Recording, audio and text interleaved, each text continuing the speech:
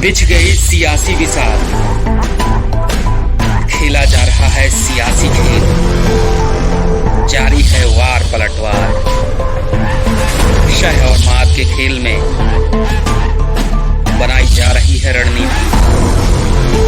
कौन पड़ेगा किस पर भारी, ये कभी भी सिर्फ हस्तक्षेप.com पर अमलेंदु उपाध्याय के साथ हुआ।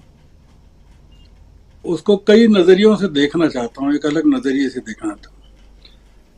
जो हुआ उसका तो हमारे सब पैनलिस्ट ने बयान भी किया है और चल भी रहा है, टेलीविजन पर भी डिबेट्स में चल रहा है, जो दंगल चल रहे हैं गोदी मीडिया पर उसमें भी चल रहा है।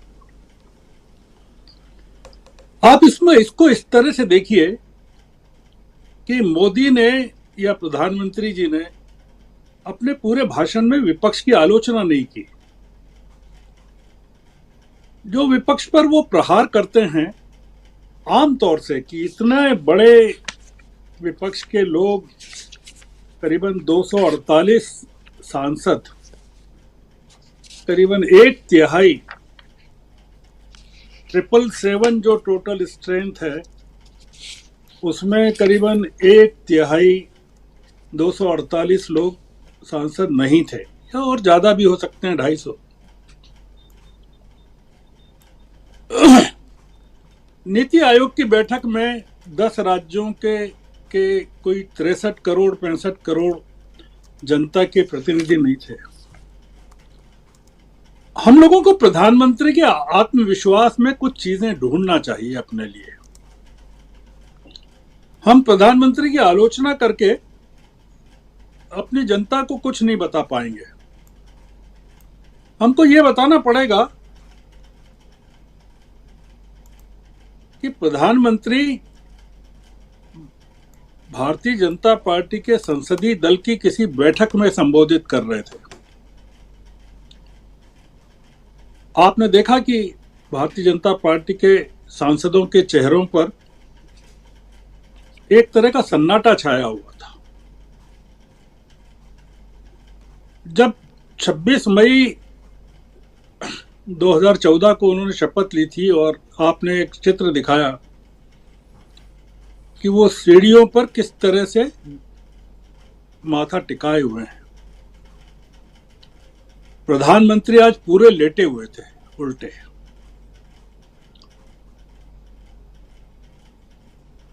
एक नए किस्म का देश जिसमें विरोध के लिए कोई गुंजाइश नहीं है, ये एक अद्भुत है। वो अगर चाहते प्रधानमंत्री या सरकार चाहती या गृह मंत्री चाहते तो विपक्ष के जितने लोग हैं उनसे जो बात करते वो तो अलग है। सुप्रिया सूले ने जो कहा है कि एक फोन तक नहीं किया, हमको 3 दिन पहले व्हाट्सएप पर इनविटेशन मिला, सुप्रिया सूले ने ये कहा है, वो एक अलग मुद्दा है। हम ये देख रहे हैं कि ये जो लाठीचार्ज है इन बच्चियों पर, ये बड़ा सिंबॉलिक है। आप इसको इस तरह से रखिए कि ये जो विपक्ष के नेता हैं जिन्होंने बहिष्कार किया, वो अगर पार्लियामेंट की तरफ जा रहे होते प्रदर्शन करने तो उनके साथ किस तरह का व्यवहार होता। आप ये मान के चलिए कि देश एक नए किस्म के माहौल में प्रवेश कर रहा है जिसमें केवल प्रधानमंत्री हैं, वही संसद हैं, वही राष्ट्रपति हैं, वही संविधान है।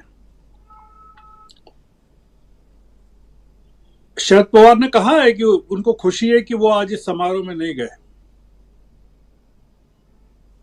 आज की जो संसद में जो दृश्य हुआ है, जिसको सारी दुनिया ने देखा है, हिंदू राष्ट्रवाद का ये उद्घोष है। ये पोलराइजेशन, हिंदुत्व का जो हम देख रहे थे, मुझे मतलब दक्षिण भारत में इसका कोई फर्क पड़ेगा मैं नहीं मानता। और न मैं लालू प्रसाद यादव जी के इस ट्वीट पर कोई ध्यान दे रहा हूं कि उत्तर भारत के पुजारियों को क्यों नहीं बुलाया गया।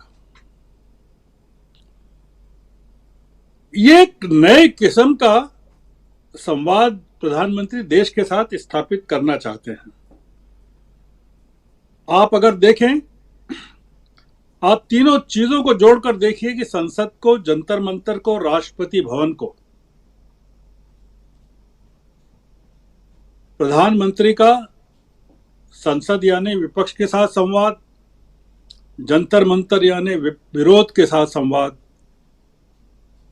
और राष्ट्रपति भवन मतलब देश के संविधान के साथ, देश की संवैधानिक सत्ता के साथ संवाद। और जिस पूर्व राष्ट्रपति को शिलान्यास के अवसर पर नहीं बुलाया गया था, वो आज शान के साथ हाथ जोड़ रहे थे प्रधानमंत्री को, गर्व के साथ।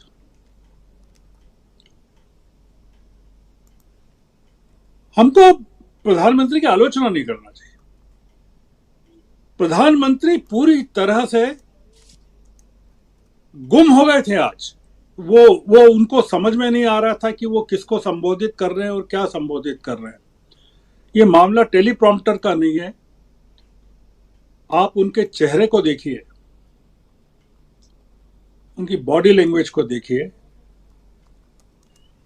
हम जिस तरह का आक्रोश उनकी वाणी में देखने के अभ्यस्त हैं,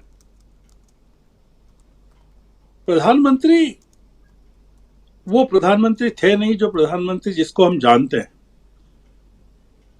तो हमको ढूंढना चाहिए इस समारोह की कमियां नहीं ढूंढना चाहिए। हमको इस समारोह से अपने लिए संकेत ढूंढना चाहिए। विपक्ष के लिए संकेत ढूंढे जाने चाहिए, और वो सबसे बड़ा संकेत यह है कि विपक्ष अगर अभी भी एक नहीं होता है, 12 जून, मुझे याद है 5 जून पटना का 1974 का, जब जयप्रकाश नारायण ने आह्वान किया था वहां से, पटना में गांधी मैदान से, सिंहासन खाली करो कि जनता आती है, रामधारी सिंह दिनकर की कविता थी। अगर इस तरह का कोई आह्वान पटना से नहीं निकलेगा, क्योंकि इस देश की जनता को बहुत सारी चीजों के लिए तैयार रहना चाहिए। ये जंतर मंतर पर जो के बच्चियों के साथ जो हुआ है राजीव जी, ये दुनिया की सबसे शर्मनाक घटना है। दुनिया के इतिहास में इस तरह की कोई घटना नहीं हुई। अगर आप अमेरिका में ट्रंप को इतना क्रूर माना गया, उनके शासन को, वहां जो ब्लैक लाइव्स मैटर जो आंदोलन चला और उसमें जो प्रोटेस्ट हुए, उसमें भी उनके खिलाफ इस तरह की हिंसा नहीं हुई। हमको प्रधानमंत्री के चेहरे को और मन को अब पढ़ना पड़ेगा, वो जो क्या कर सकते हैं, और उन संभावनाओं पर बात करना पड़ेगी और देश को शिक्षित करना पड़ेगा। जो हुआ संसद में, जो रविकांत कह रहे हैं या बाकी साथी कह रहे हैं, वो एक इवेंट मैनेजमेंट की स्क्रिप्ट थी, जो तैयार की हुई स्क्रिप्ट थी, और वो वैसी ही चलनी थी जैसे नाटक में प्रवेश करता है राजा। प्रिंस चार्ल्स ने जैसे प्रवेश किया होगा अपने कोरोनेशन के टाइम लंदन में, हम अपने नए राजा का राज्याभिषेक होते देख रहे हैं लंदन के बाद।